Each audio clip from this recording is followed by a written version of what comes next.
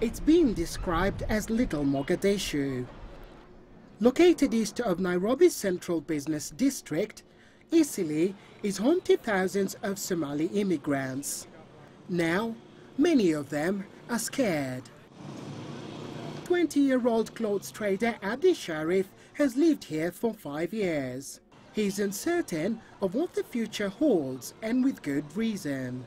Eastleigh has become a prime target for police, determined to drive the refugees from Nairobi. Hundreds have been arrested here this week. I am very scared. Every night, police raid our homes. Some of my colleagues have been detained. This woman, too frightened to show her face, says even those who decide to return to the camps face harassment.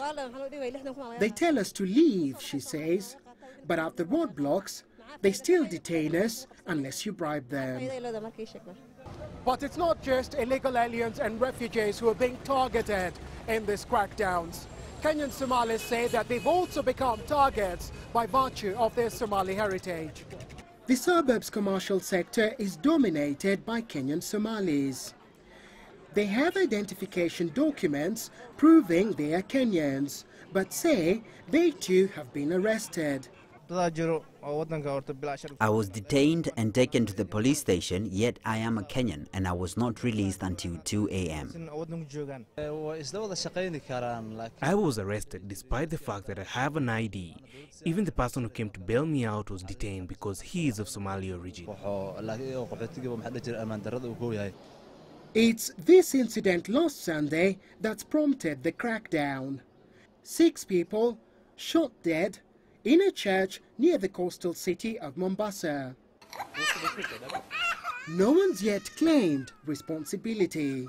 But days later, Interior Minister Joseph Olelenku ordered Kenya's 50,000 Somali refugees into camps. Kenyan Somalis say they have nothing to do with the attacks. And many question why their leaders are not speaking up for them. In fact, we have the majority leader who is from the community, in the National Assembly, is from the Somali community. And we are yet to see him talk these things in the way we feel as a community, as a Somali community. The government has tried the banishment order before, but was blocked by a court. This time, the police are determined to push the order through, and the refugees out.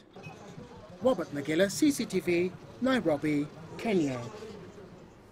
Well, let's get more discussion now on this development inside Kenya. And I'm joined here in studio by Solomon Wasia Masitsa, an advocate of the High Court of Kenya attached to Kituo cha Sheria, a legal aid non-governmental organization which last year won a case against the state after a similar directive was issued. Solomon, thank you very much for joining us here. Now, what's your reaction, though, to this latest directive by the Kenya government that all Somali refugees should return to their designated camps?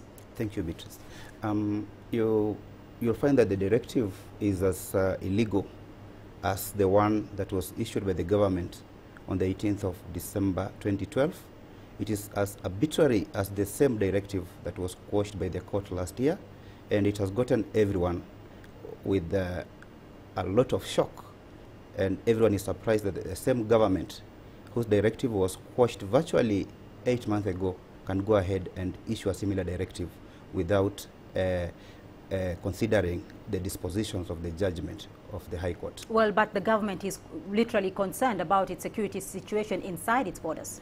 Sure, that is what the same directive that was quashed last year was talking about. The circumstances have not changed. This directive follows the violence and the killings that were committed in Mombasa on last Sunday. Just like the directive of 2012 that was issued after a series of improvised explosive devices that went off in Eastleigh, Nairobi.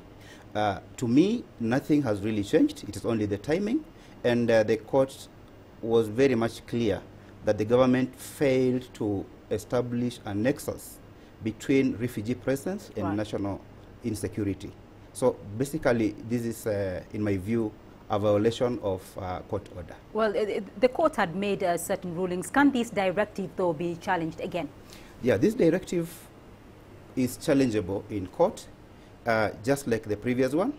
And if you asked me, this directive constitutes contempt of court, in the sense that it is just repeating what the court quashed and what the court actually set out to be illegal, to be discriminatory, to be unfair. And nothing has really changed in my view. So it is just just a projection of an illegality by a government that does not want to obey the law. Well, Kenya is also looking towards repatriating, Somali refugees back to Somalia. What does the Kenyan law, though, say, or the Kenyan constitution, what does it say about the rights and freedoms of refugees within its borders? First of all, is noteworthy that Kenya is a member of the international community. And Kenya, as in that capacity, is a signatory to a number of international and regional legal instruments. And when we come to the Kenyan constitution, Articles 2, 5, and 6 of the constitution are very clear. Article 2.5 states that international principles of international law shall form part of Kenyan law. The same article at sub-article 6 talks about all treaties and conventions to which Kenya is a signatory shall form part of Kenyan law. Kenya has signed and ratified the 1951 convention. It has ratified the 1967 protocol to that convention. It also ratified the 1969 convention, the popularly known as the OAU convention. And it goes ahead to enact a Refugees Act, which is a domestication of all these conventions, the Refugees Act 2006. Under Section 16 of that act, it says that refugees will be entitled to rights which are contained in international law or international conventions to which Kenya is a party. Now, what does that mean? It means that Kenya has actually accepted the obligations that fall on its shoulders by dint of international law. And the same Refugees Act that I refer to talks in Section 6 and 7, it exposes the principle that any policy that shall be formulated by the Commissioner for Refugee Affairs shall be in accordance with international standards. Clearly, the directive to forcefully push refugees to the camps do not fall within international standards. All right, yes. Solomon Masitsa, we'll leave it there for the moment, but thank you for coming in here to talk to us on Africa Live.